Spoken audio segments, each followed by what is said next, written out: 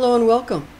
This is your Wish Upon a Star lunar horoscope for February 27, 2021. The full snow moon occurs while transiting through the 13th mansion of the moon at 8:18 a.m. We're using Universal Time Coordinated and Tropical Astrology.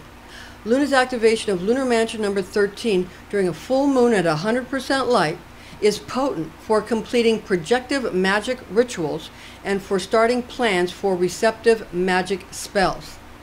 Now, Mansion of the Moon number 13 is in effect from extremely early in the morning on February 27, 2021 at 12:23 a.m. until the night on February 27th at 9:58 p.m.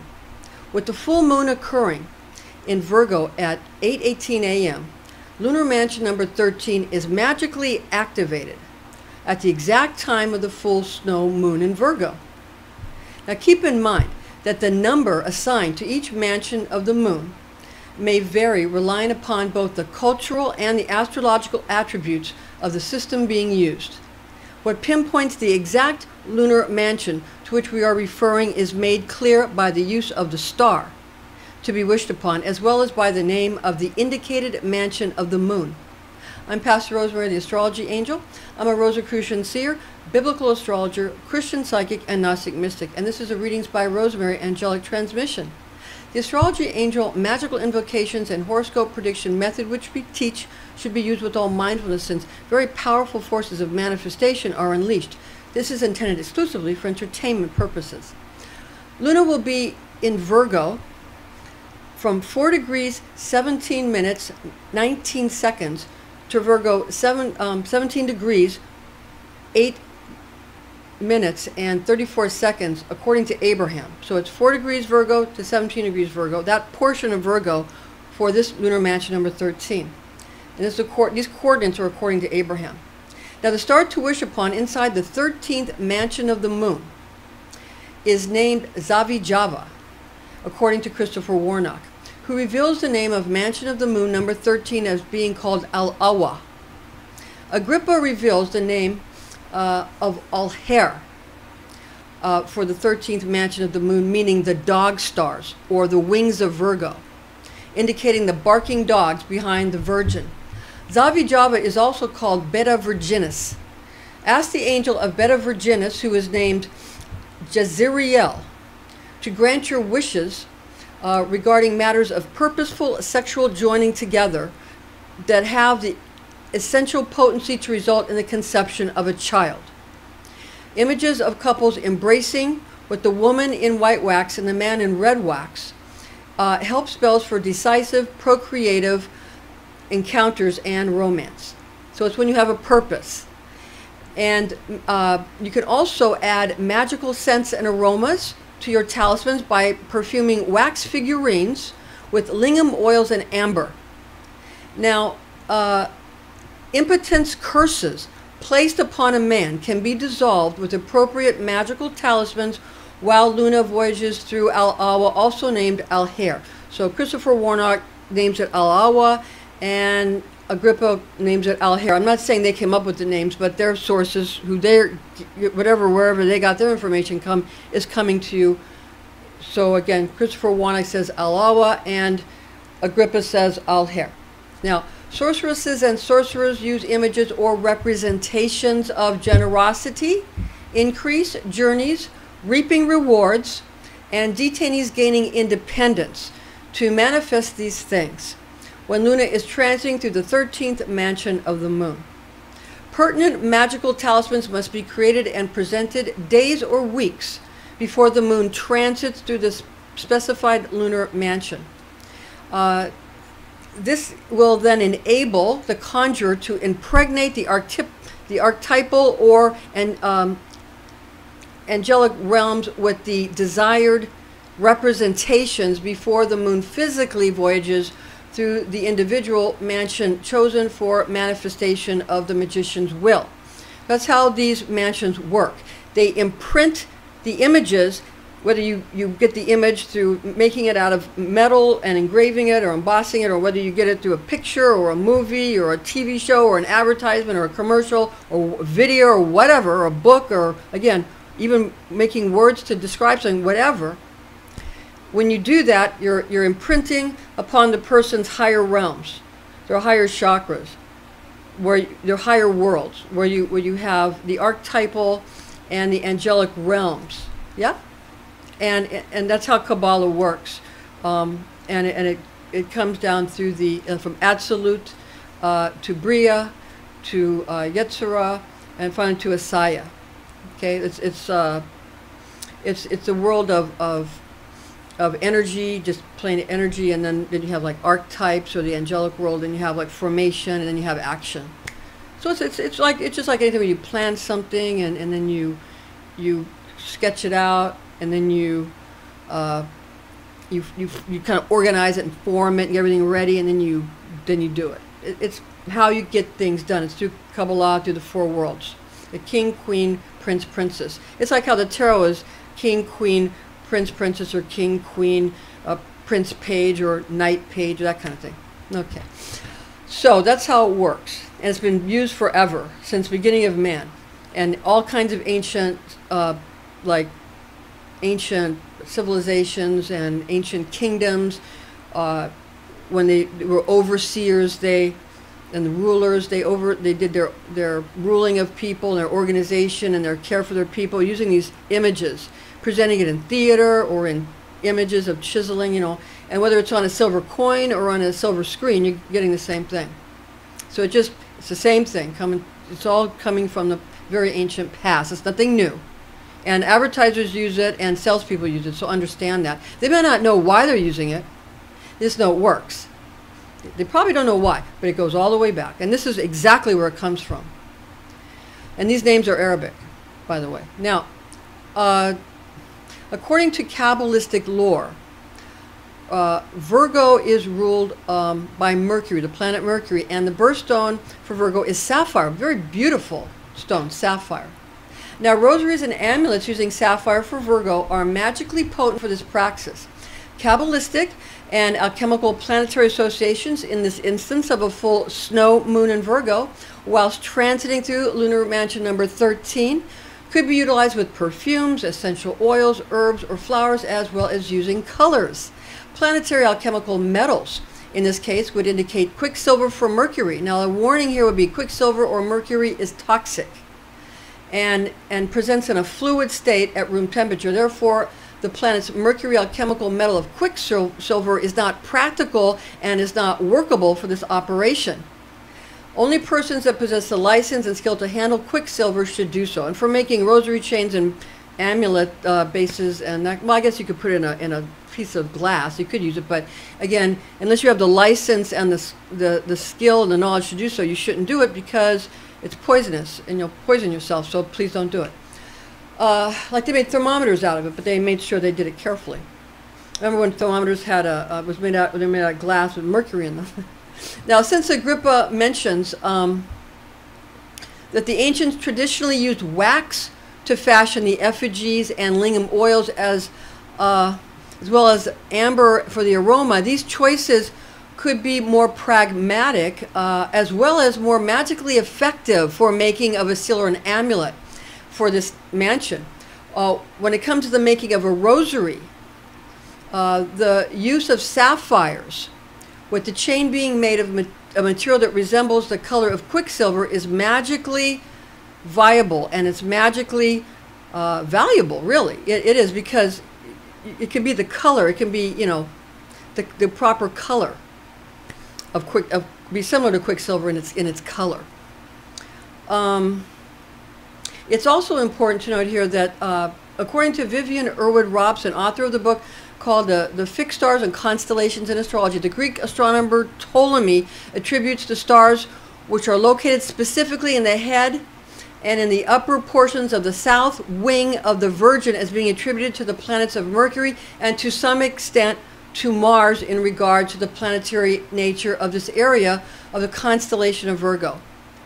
This is in contrast to the other portions of the body of the Virgin, where Ptolemy assigns differing planetary aspects. The alchemical metal of Mars is it's iron. So the alchemical metal of Mars is iron. Iron can be therapeutic, or it can cause an overdose, depending upon the individual that's exposed or the dose is absorbed. Although it's mainly in regards to iron being ingested in the form of oral preparations or injections. But, you know, they use cast iron, you know, cookware, and it gets in people's food. And they only warn people that have too high of an iron count in their bloodstream. But most people can use iron with no problem. And keep in mind that, you know, take into consideration that this iron is not being ingested nor injected for use in the making of rosary chains or amulet bases or magical jewelry settings. So therefore, iron is a very feasible and usable alchemical metal, giving effective magical potency to a magical talisman fashioned for use during Mansion of the Moon Al-Awa, which is also called Al-Hair by some cultures. So imagine how beautiful a sapphire rosary, with the rosary beads being sapphire and the chain being iron. Imagine how powerful, and for use during this mansion, powerful, and using with the specific star of Zavijava and bringing in those energies. Imagine how powerful that would be. Yeah? And maybe the difference between a magician and what we call a scientist is only that a scientist is an extremely educated and highly degreed sorcerer that can use some of the toxic and radioactive substances for very intense purposes, like for making energy sources or weapons or whatever. So I submit to you that a scientist is a sorcerer who just has a high degree and the license to use some of the things that more common people aren't allowed to use. I submit that as why magic is not nonsense at all. And Hollywood wouldn't be using these lunar mansions in movies and in TV shows, and advertisers wouldn't be using it in lunar mansions in their advertisements and in their commercials and in their magazines, and they wouldn't be using it if it wasn't real. They don't use it for nothing, and they all use it. So, and they use it exactly. You can see their pattern. You can see the mansions. You know, sometimes they're. I've been watching for a few years. Sometimes when it started out, they were like 4 days ahead. Then they went to 8 days ahead, and then they went to 11 days ahead. That's where they are about now. But I'm just saying they changed that around. And sometimes, but you have to understand, they also are going to add to that, like something from a year. Like there might be a symbol of a year. They might use a symbol for a Chinese year, or a symbol for a year in a Western or Arabic, like where the astrology is. Because the Chinese aren't the only ones that have each year for 60 years being, you know, having special qualities. The Westerners have it too. They just don't tell anybody about it. But they might, if they shoot like a Zavijava mansion image at you, but they put like this year for rat, and then next year, starting in February, it's going to be bull, an ox, not a bull, but an ox. And then you add it with when you add the ox to the Zavijava symbol for that specific mansion, then you've got it ahead of time. And they might even go 10 years ahead of time and give you something in a movie. You see what I'm saying? So they have very specific and precise and painstaking calculations that go from eons, like the age of Aquarius, to, you know, to years, and then to months, and then finally to days, and just, you know, and you can get very specific. It's just like any kind of timepiece. So understand this stuff works. They wouldn't be using it if it didn't, and they use it. And that's not to say anything's done bad, because it puts you in, it's 28 mansions, 28 mansions of the moon, 28 days in the lunar cycle, and 28 days of a woman's cycle. They're simply following the goddess. They're simply aligning themselves with the goddess, aligning themselves with nature. That is all they're doing, and there's nothing wrong with doing that, because then it makes you part of something bigger than yourself, and you feel more at one with the universe, and more at one with the creatrix of the universe, and you are at one with the cycles, and then you can understand. And then you don't even have to understand intellectually. You can just be in the flow of it, and life gets easier. So just understand that. It's not evil, or all these cultures wouldn't be using it. Okay, now, well, evil, what's evil? Evil is like, if I kill a cockroach, that's, according to Aleister Crowley, he didn't say this specifically, but I'll give you an example. If I kill a cockroach, and it's because I think the cockroach is evil because it messes things up for me, or might cause disease or something, and it's good for me and I'm good and the cockroach is evil, so I kill it. But to the cockroach, I'm evil and it's good. So evil and good are in the eye of the beholder, and the person being, you know, gotten rid of, or the person being invited, you know? It's all our own subjective perception. What's good to us is our own ego, and what's bad to us is everybody else's ego. So before you say what's evil and good, you got to look at it just coming from your point of view. So just understand, it makes it easier to understand people, and we don't have to have people fighting with each other so much. Now, other Kabbalistic correspondences for lunar mansion number 13 are as follows. Moon in Virgo. The full snow moon in Virgo provides common sense. The moon in Virgo, in particular, provides common sense in matters of love, romance, and procreation. Common sense in these kinds of matters. Planetary alchemical, we won't get into that because we gave you all these other ones, but we'll get into the archangel for the planet. For Luna is Gabriel for the moon, and Gabriel is God is my strength and power of God and a messenger. Not the messenger, which is Raphael, but a messenger of God, being Gabriel. Now, Zodiac Angel for Virgo is Hamaliel, whose divine tone is I analyze.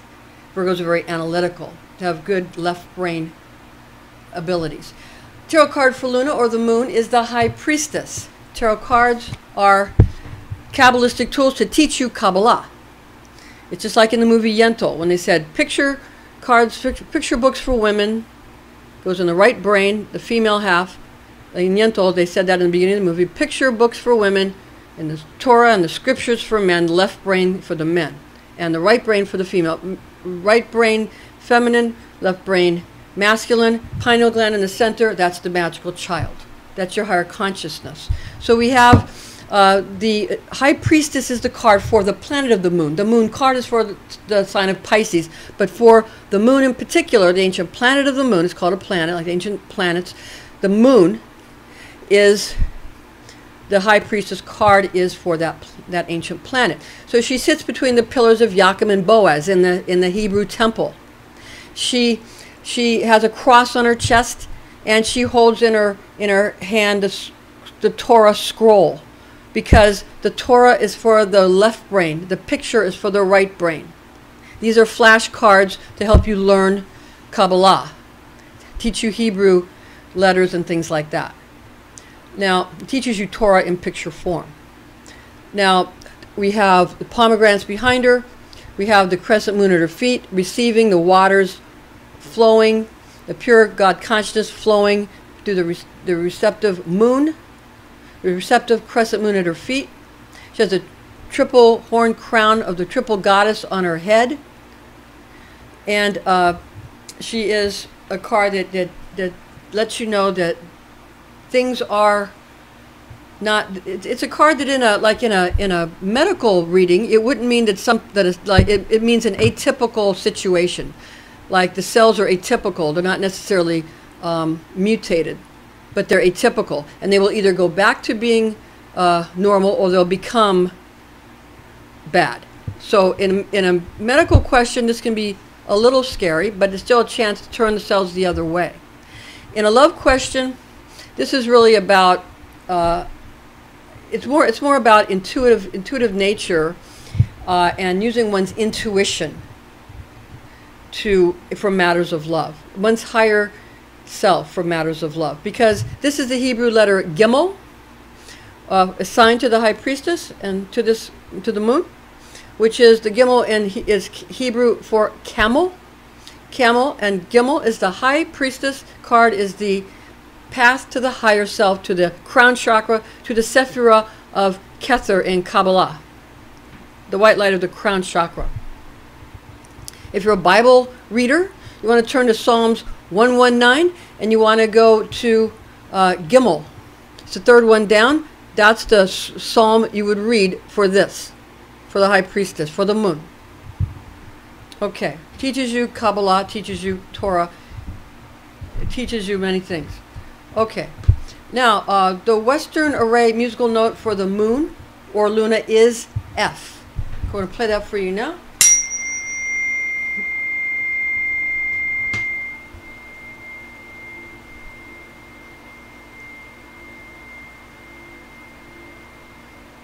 That's the healing note for Luna, for the moon. Now the tarot card for Virgo is the Hermit here.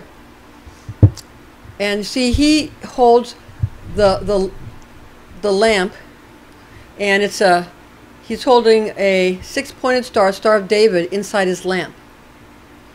And the six-pointed star is associated as a polygon for the heart chakra, for a Tiferet. It means beauty. Tiferet, the heart chakra of beauty and harmony.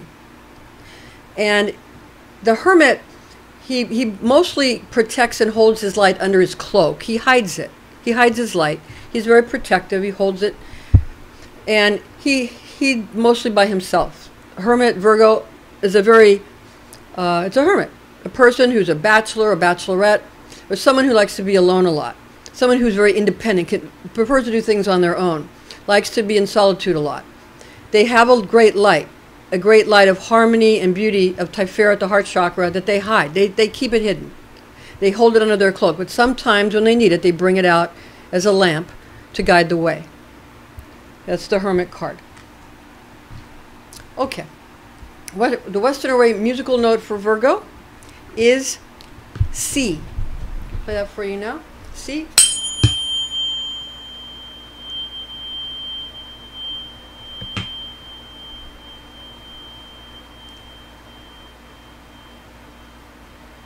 That's C. That's the high C. I have a low and a high C. I usually use it low when I use the high C because I thought it would be a little bit easier to hear.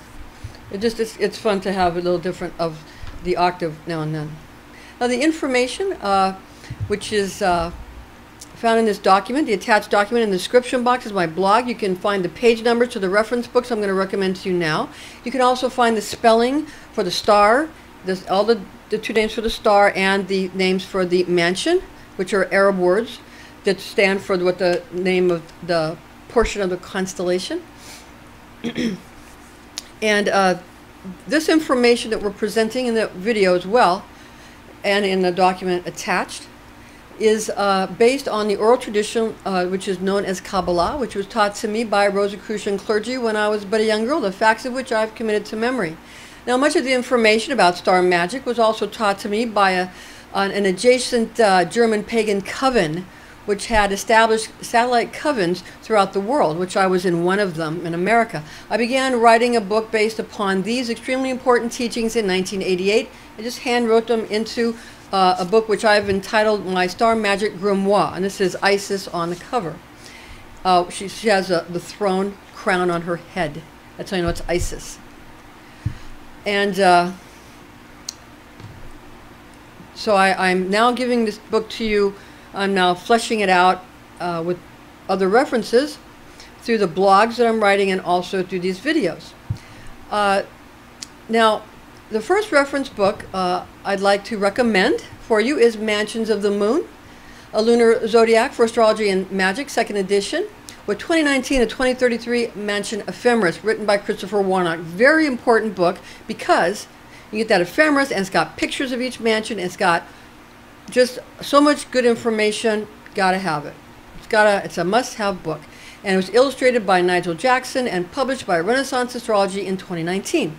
The second book I'd like to recommend, and a reference book, is 3 Books of Occult Philosophy, Llewellyn Source Book Series, authored by Henry Cornelius Agrippa of Nettesheim in 1533, translated by James Freak in 1650. So if you're a freak, it's probably because you know a lot about magic. Edited and annotated by Donald Tyson in 1993, published by Llewellyn in 2000. Again, if you want the page number to these books, click on the blog. Now, in the description box, I have a lot of Donald Tyson's books. So we're going to just talk about the last book here that we want to associate here, The Fixed Stars and Constellations in Astrology, author by Vivian E. Robson, Bachelor of Science, 1923, published by American Federation of Astrologers, Inc., cover design by Jack Coppola, and again, 1923. So there's a lot of interesting things with star magic. It's really, really interesting. And it's where everything comes from. Even the Bethlehem stars, where it all comes from. We did a video on that. It's called Precipice, okay? All right. So thank you for joining us, and please join us again.